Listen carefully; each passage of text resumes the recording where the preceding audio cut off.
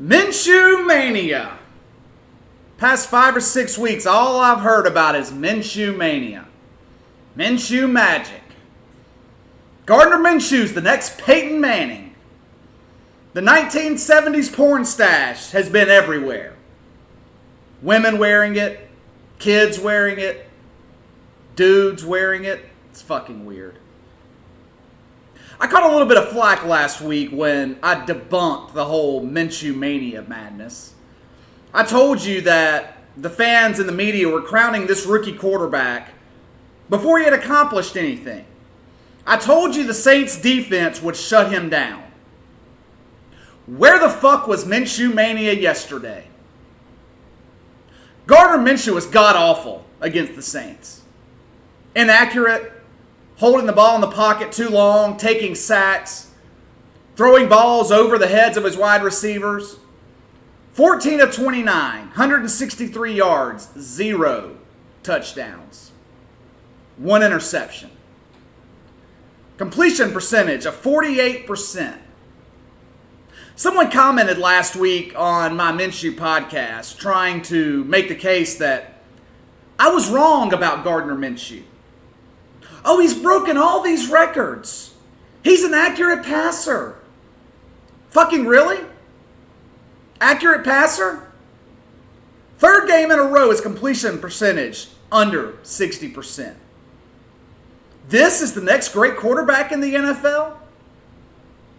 One game over 300 yards passing. I just don't understand the madness about Gardner Minshew. Like I said on Friday's podcast, I like him. I like Minshew. I usually am not very critical on rookie quarterbacks. You never hear me say anything negative about Kyler Murray, Josh Allen in Carolina. I give rookies some slack. It's tough to make the jump from college to the NFL at the quarterback position. However, the reason I've been critical of Gardner Minshew isn't because of him. It's because everyone is making him out to be something that he's not. I'm not saying he's not going to have a great career. I'm not saying he won't be a good quarterback. But he's not there yet. Give him time. Maybe he'll get there. But this Minshew Mania is over. It's fucking dead. I don't want to hear about it anymore until this kid does something to deserve it. He's 2-4. The Jags defense showed up to play against the Saints. Leonard Fournette had a good game. Gardner Minshew lost that game for Jacksonville, in a game that the Saints were vulnerable to lose. I was one of few people who liked the Saints to win that game on Sunday. Most had them losing. They were coming off 4 big emotional wins in big games. This was a prime letdown spot for New Orleans. On the road against a team that's not exactly high profile in Jacksonville. All the Jags needed from Minshew was mediocre. That's it. Just manage the game. Just get us into the end zone once and let the defense do the rest. He couldn't do it. Interception on the first drive of the third quarter. That was a killer. Gave the Saints good field position and a lead. Speaking of my Saints, I'm going to say it right now. If this team stays healthy, New Orleans is winning the Super Bowl this year. There isn't a team in the NFL right now that will beat the Saints.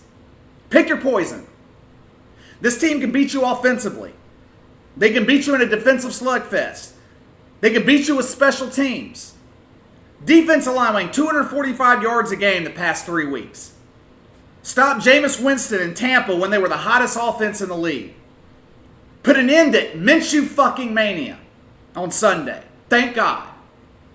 4-0 without Drew Brees, who's coming back in about 2 or 3 weeks. If Sean Payton isn't coach of the year, I don't know who is. You name another coach in the NFL that's doing a better job than Sean Payton right now. This guy is winning with Teddy Bridgewater at quarterback. They should have been in the Super Bowl last year, and I think they would have beaten New England. Only thing keeping New Orleans out of the Super Bowl this year would be NFL officials. All right, behind the line, number 14, I'm your host, KC. Follow me on Twitter at KC_BTL84. Hit the like and subscribe button. If you're listening on YouTube, make sure you hit the bell to receive all notifications from the channel. Working on setting up video for YouTube, looking into buying the camera and everything this week. Leave a comment in the section below. Tell me how wrong I am about Gardner Minshew. I welcome the debate. Let's get to the good, the bad, and the ugly from the weekend. I've got a lot to go over today. I think there's more ugly in the ugly segment than there's ever been before. As always, we'll start with the good and work our way to the bad and the ugly. Finally, it only took 7 fucking weeks, but we finally got a good weekend of college football. They finally gave me a couple of things to talk about this weekend. Let's start with Joe Burrow and the LSU Tigers. This is my favorite to win the national championship this year in college football. They beat Texas on the road at night in Austin. Saturday night, they beat number 9 Florida, who I feel was overrated, but a good win for LSU nonetheless. Joe Burrow, in my opinion, is the best quarterback in the country. This kid's special. Completing 80% of his passes, already thrown for over 2,000 yards, 25 touchdowns to 3 interceptions. This LSU team's going to be tough to beat. They can run the ball. For the first time in years, probably since the days of Jamarcus Russell, this team can beat you through the air. I was a bit disappointed in the defense Saturday night. They let Florida hang around for far too long, in my opinion. Let a backup quarterback put up 28 points in Baton Rouge. Not good. However, the defense got the stops when it mattered. They didn't allow the backdoor cover, stop Florida from scoring near the goal line at the end of the game to secure the cover. I don't see any team in the country beating LSU. I really don't. Auburn's got a good enough defense to hang around, but they can't score enough offensively to be any real threat. Only way Auburn beats LSU is if they force a few turnovers. I don't see that happening. Only other big game on their schedule that's left is LSU's got to travel to Tuscaloosa to play Nick Saban in Alabama. I think LSU wins that game. I said it earlier this year. I think LSU handles Bama, possibly by 10 or more points. Alabama's defense is soft. This isn't the typical Nick Saban defense that we're used to seeing. They gave up 31 points to Ole fucking Miss at home. Gave up 23 to South Carolina. This defense is not stopping Joe Burrow. LSU's better than Alabama. It's as simple as that. Better defense, better quarterback. Joe Burrow is a legitimate NFL caliber quarterback. Tua Tagovailoa, or whatever the fuck. I can never pronounce the name. I don't think Tua is an NFL caliber quarterback. I don't. His wide receivers do most of the work. Yards after the catch. Tua just dinks and dunks. Lets the receivers make the big plays. This kid will be a bust in the NFL. Name me one fucking quarterback that Nick Saban has coached that has made it in the NFL. And don't say A.J. McCarron either. He's a bench warmer. I've seen his face more on YouTube commercials than I have on the fucking football field on Sundays. I want to see LSU Clemson in the national title game. And I think that's what we're going to get. Should be a good game. It was a great weekend for college football. I've been screaming at the top of my lungs all season about the top 25 teams needing to play each other more often. Look what happens when we get these big teams playing each other. We get competitive games. Oklahoma, Texas, great game. Jalen Hurts having an unbelievable season. Sooners didn't cover. Bit disappointed in that. One of my college plays this weekend, but the Oklahoma defense did enough to win that game. Only thing that pissed me off was them allowing the backdoor cover. Let Texas walk into the end zone late in the fourth quarter. Penn State, Iowa was close. Notre Dame, USC, LSU, Florida, like we just discussed. Average margin of victory this weekend from the top 25 teams was around 14 points. That's what I'm talking about. That's what we need more of in college football. Imagine if we got this every weekend. Instead, it took 7 fucking weeks for the NCAA to give us an entertaining weekend. The reason the NFL is the most popular sports league in the country is because the league is so fucking competitive. For the most part, the teams are balanced. They're even. Entering Week 6 on Sunday, 42 games in the NFL had been decided by 6 points or less. You can't fucking beat that. I can sit for 7 hours on Sunday with my Jim Beam and Coke and watch great football all day long. Let's get to the NFL. Last of the good segment this week. I have the Houston Texans as one of my NFL picks getting 4 points. Deshaun Watson was a fucking magician Sunday afternoon. Actually outplayed Patrick Mahomes. Ever since Houston's fixed the offensive line, Watson's been incredible. Before the game against Atlanta 2 weeks ago, he had been sacked 18 times. That's more than 4 sacks a game. That doesn't even count the number of times that he's getting hit. I mean, it's just been awful on that offensive front for Houston. However, the last 2 weeks, 0 sacks. Now, Kansas City and Atlanta aren't exactly known for their pass rush. But 0 sacks is still impressive nonetheless. Look what happens when you give Deshaun Watson time. Past 2 weeks, he's completing 78% of his passes, 6 touchdowns to 2 interceptions. Blew out the Falcons and a huge road win Sunday in Kansas City. I thought the Houston defense was instrumental in winning that game yesterday. After giving up 17 points to Patrick Mahomes in the first quarter, the Texans defense gave up 7 points the rest of the game. Held Patrick Mahomes to 7 fucking points in 3 quarters. No small task. Forced 2 turnovers. Held Kansas City to 309 yards of total offense and only 53 yards on the ground. Lowest total yards for the Chiefs all season. 2 straight losses for Kansas City, both at home. I know they're banged up, but is it time to be concerned? Not yet. But they've got to get a running game going. The lack of a run threat is hurting them, and their 2 losses, they've combined for 89 yards on the ground. Not good. Running game is basically non-existent right now with Andy Reid and company. Held under 100 yards 3 times already this year. You think this team's missing Kareem Hunt? You're fucking right they do. I said at the beginning of the season that the Kansas City defense would be their Achilles heel, and it's coming true. That defense is god-awful. Gave up 472 yards to Houston. 4th time this year they've given up over 400 yards. Haven't held a team under 300 yards all season. Haven't held a team under 100 yards rushing since week 1 against the Jags, and that's only because they jumped out to an early lead and Jacksonville had to throw the rest of the game. It wasn't anything the Chiefs' defense did to stop the run.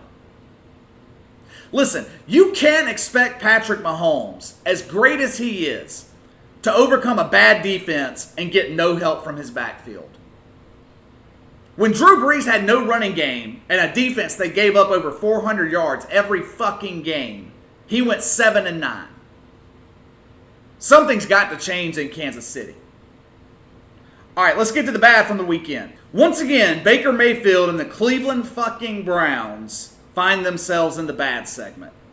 Regular offenders. How they found a way to fuck everything up Sunday and lose that game is beyond me. They gave that game to Seattle. Inexcusable. They somehow found a way to lose worse than they did in that blowout against the 49ers. Cleveland had firm control of this game. What do I say on this show all the time? You can't win games in this league when you turn the ball over. Red zone interception, killer. Interception late in the 4th quarter, game ender. 4 fucking turnovers Sunday against the Seahawks. Cleveland's got 8 turnovers in the last 2 fucking weeks. They've turned the ball over 14 times already this season. Teams go an entire year and don't turn the ball over 14 times. The Browns have accomplished that in 6 weeks. You know how much I like to decimate Baker Mayfield on this show, but not all of those interceptions were his fault. A couple of them were the fault of his wide receivers. Tip passes, drop balls. I mean, these guys are a complete clusterfuck right now. Head coach Freddie Kitchens said in his post-game press conference that he felt the Browns were improving. Are you fucking kidding me? When asked where his team had improved, Kitchen's answer was that they were better prepared than they had been all season. Was he standing on the sideline during that game on Sunday? I don't think we were watching the same team. This looked like the same Browns we've seen all year. Sure, I mean, they didn't get their asses blown out. Guess that's an improvement. But this team is still the same disaster that they've been all season. He's got to be out of his mind if he saw improvement. They were penalized to death on Sunday. Turnovers and penalties are signs of an undisciplined team. That's the definition of the Cleveland Browns. I don't count the win against the Jets since New York was playing with the team driver under center at quarterback. Only real win the Browns have all year is against Baltimore. Everyone else has kicked their ass. Blown out by Tennessee. Blown out by San Francisco. And now, they found a way to give a game away at home against Seattle. And they also cost me my 14 parlay. Fuckers. We had two bads in one game yesterday between the Redskins and the Dolphins. That game was tough to watch. First, why isn't Dwayne Haskins starting in Washington? I thought once Jay Gruden was fired, they were going to give the rookie a chance. I mean, your season's over. Miami is probably the only winnable game that you have on the schedule. Why not start Dwayne Haskins? This was the perfect game for him to come in and build some confidence against one of the worst defenses in the league. Case Keenum had 166 yards on 52% against Miami. They barely won this game. Just doesn't make sense to me. Now, Miami head coach Brian Flores finally had enough of watching Josh Rosen look like absolute garbage for the fourth fucking week in a row. Benched him in the second half for veteran Ryan Fitzpatrick, who's making it his career goal to play for every bad NFL team. You want to draft high in the NFL? Make Ryan Fitzpatrick your starter. He's guaranteed to get you a top 5 pick. I saw a lot of talk on Twitter yesterday about Josh Rosen. How he was drafted into a bad situation in Arizona, then traded to a worse situation in Miami. How unfair it's been. Just stop. I don't want to hear it. Peyton Manning was drafted into a bad situation in Indy. Struggled his first season. But we saw flashes of his potential and what he could become. I'm not seeing that in Josh Rosen. This guy is an absolute mess. He had 85 fucking yards passing Sunday on 25 attempts. Against one of the worst defenses in the NFL. His career record is 3-13. He averages 177 passing yards a game through his career. You can make the case that Rosen has an awful offense surrounding him, Miami, and it's true. But Ryan Fitzpatrick came in with that same offense and immediately led them into the end zone. He actually set them up to win that game. They make that 2-point conversion, and Washington loses that game. So you can't blame the supporting cast on Rosen's inability to play quarterback at this level. This time next year, this guy's going to be asking you if you'd like fries with your fucking Big Mac. He's done. Another quarterback who could be finished, at least with his team, is Marcus Mariota. When I previewed the NFL season, I had the Titans making the playoffs as a wild card. I told you that they'd struggle to open the year. That Mike Vrabel would eventually yank the leash on Mariota and pull him to the bench and put in Ryan Tannehill to replace him. That's exactly what happened Sunday in Denver. Marcus Mariota was god-awful. Again. He's been bad all season. Tennessee is too talented to be sitting at 2-4 right now. Their defense is good. For the third time this season, the Titans' defense held their opponent to under 300 total yards. They have the same problem this year that they've had in the past several seasons. Marcus Mariota sucks. It's that simple. 2 interceptions Sunday in Denver. 63 passing yards on 18 attempts.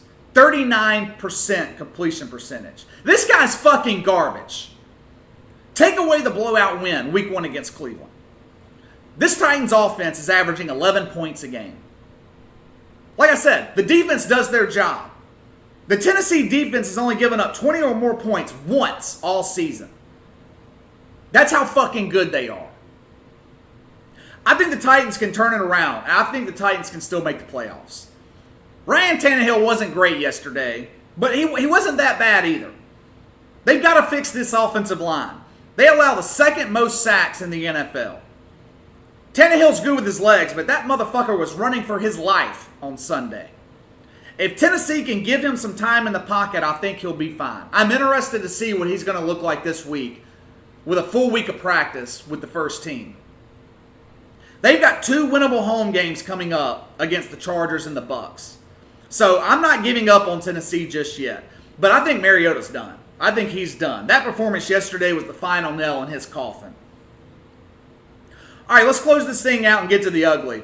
There was so much from this weekend that I could have included in this segment. I could have included Jake Fromm's performance against South Carolina, Georgia being upset at home. But I narrowed it down to what I thought was the worst of the worst. Just as I was starting to come around on Jameis Winston, thinking that Bruce Arians had worked his magic and transformed this guy's career, it all came crashing down Sunday morning against Carolina. There aren't enough adjectives in the English language to describe how bad Jameis Winston's performance was Sunday in London. Horrific, god-awful, dreadful, you could go on and on. I've been watching the NFL for 25, 30 years. Very rarely have I seen someone manage to turn the ball over 7 times in one game. Jameis Winston did Sunday with 5 interceptions and 2 fumbles. He now has as many turnovers on the year as he does touchdowns. Fans in Tampa are in an uproar, rightfully so, about their quarterback. Many feel like the team should move on from Winston immediately. I think that's a bit of an overreaction. I'm going to tell you why. Tampa should be sitting at 3-3 right now. They should have won that game at home against the Giants. It's inexcusable for their kicker to miss that field goal to win that game. The thing is, when Jameis takes care of the ball, this team wins. Win at Carolina, 0 turnovers. Win at Los Angeles, 1 interception. Game against the Giants that they should have won. He only had 1 interception. I was adamant after week 1. I was on the dump Jameis Winston bandwagon. I thought they needed to let him go after that week 1 performance at home against San Francisco. But I think fans in Tampa need to lighten up a bit here and not overreact to Sunday's game. I know Tampa's lost 2 straight and 3 of their last 4. I get it. But this is the first bad game that we've seen from Jameis Winston since week 1. I think Bruce Arians is making some improvement in his game. Was that loss yesterday on his shoulders? Yes. No doubt about it. Is he inaccurate at times? Yes. But we've also seen this season times where Jameis Winston has been fucking great. So I don't think it's the end of the world right now for Jameis Winston in Tampa Bay. I didn't think it could get any uglier than that game he had against the Niners in week 1, but he found a way to be worse. That was a terrible performance against Carolina by Jameis Winston. 2 teams in a state of disarray right now and got embarrassed Sunday afternoon were the Eagles and the Rams. And I think both teams are in real trouble of missing the playoffs. The Philadelphia Eagles were a fucking disaster Sunday in Minnesota. Carson Wentz was seen slamming his helmet in frustration on the sideline. Chickens are coming home to roost in Philadelphia. This team is old, and it shows. Very few young players on this roster. The only Pro Bowl player that Philadelphia has drafted since 2013 is Carson Wentz. Check out their next 5 games. At Dallas, at Buffalo, home against Chicago, New England, and Seattle. That's about as tough of a 5-game stretch you can get in this league. Doug Peterson has come out and guaranteed victory against Dallas. That might happen. Because the Cowboys are just another dumpster fire that we'll get to in a minute. Realistically speaking, Philadelphia could be sitting at 4-7, 5-6 going into the last quarter of the season. The Rams, on the other hand, I don't know what the hell's going on in Los Angeles. I thought the problem the last 2 weeks was the lack of a running game. They got decent production from the backfield against the 49ers on Sunday. But my God, was Jared Goff fucking awful. 78 passing yards? Really? 78 passing yards from a guy this organization just paid $30 fucking million a year to win football games. This Rams offense is pathetic. Failed on back-to-back 3rd and 4th and 1, and then did it again the next fucking drive. Both of them happening in the fourth quarter. They're down double digits. This team brought back the majority of their roster from last season. Cooper Kupp, Aaron Donald, Todd Gurley, Jared Goff, you name it, they came back. The majority of their offensive weapons, they're back and healthy. Yet this team sucks donkey dick. Their 3 wins are against Cam Newton and the Panthers, a Saints team that lost Drew Brees on the second drive of the game, and they squeaked out a win against the fucking Browns. Luckily for them, they've got the shitty-ass Falcons and the Bungles coming up. I almost included the Falcons in the ugly section today, but I just didn't want to mention a team that fucking irrelevant. I could see the Rams missing the playoffs. They're definitely not winning the NFC West. Seattle and San Francisco are running away with this division right now. Think about this for a second. The Rams are only 1 game better than Kyler Murray and the Arizona Cardinals. All of this high-priced talent and this team sitting at 3-3. All right, closing out today with a regular offender in the ugly segment. This team wins the award for ugliest loss of the week. They're now losers of 3 in a row after starting the season 3-0 and the media crowning them the best offense in the NFL. That's right, I'm talking about the Dallas Cowboys. I'm not going to sit here for the 3rd week in a row and talk about how I was right about this team. You're all tired of hearing that. The Dallas Cowboys are terrible. How can Dak Prescott be pushing for a $30+ million contract and he loses to a winless fucking Jets team? Dak was a non-factor Sunday in New York. Dallas scored 6 fucking points in the first half. They really only got into the game once the Jets eased up a bit defensively in the fourth quarter. The Jets almost gave this game away. They were trying. The officials did everything they could on the last drive of the game to get Dallas back into that game, penalizing the Jets on every damn play. It still wasn't enough. For starters, Jason Garrett has got to go. I've never been a Jason Garrett guy, but it's becoming evident that he has taken the Cowboys as far as he can take them. I've been saying it all year. What Dallas needs is a quarterback. They already have an elite running back, elite wide receiver, good defense, one of the best, if not the best, offensive lines in the NFL. You look at this team on paper. They are one of the best at every position, except the one that matters the most, quarterback. Jerry Jones knows this. He isn't dumb. If he were, he would have given Dak his big contract over the summer. Is someone going to step up and win the NFC East? This is the worst division in football. Eagles, down. Cowboys, trash. Giants, improving, but long way to go. Redskins, eyesore. Coming into the season, the NFC East was right for Dallas to take over. As bad as Philadelphia is right now, I still think they'll win that division. For one reason only. Carson Wentz is a better quarterback than Dak Prescott. Put Carson Wentz on this Cowboys team, they're sitting at 5-1 right now. The time is coming, and it's approaching quickly, for Jerry Jones to make some tough decisions about this franchise. He's got to figure out what he's going to do at head coach and quarterback. And to be honest with you, I don't see Jason Garrett lasting after this year. Dak Prescott may be on his way out as well. There's only so long that you can accept mediocrity. I think Dak Prescott and Jason Garrett have both taken this team as far as they're going to be able to take them. All right, that's all for today. I'm out of here. I'll be back Friday morning with news and my college football bets for the weekend. Had a rough couple of weeks betting college football. which is why I limit to just 3 games. It's tough to predict what's going to happen with a bunch of 19 to 20-year-old kids. Doing much better with the NFL, hitting about 54% on the season. Had another good weekend this past weekend, going 3-2.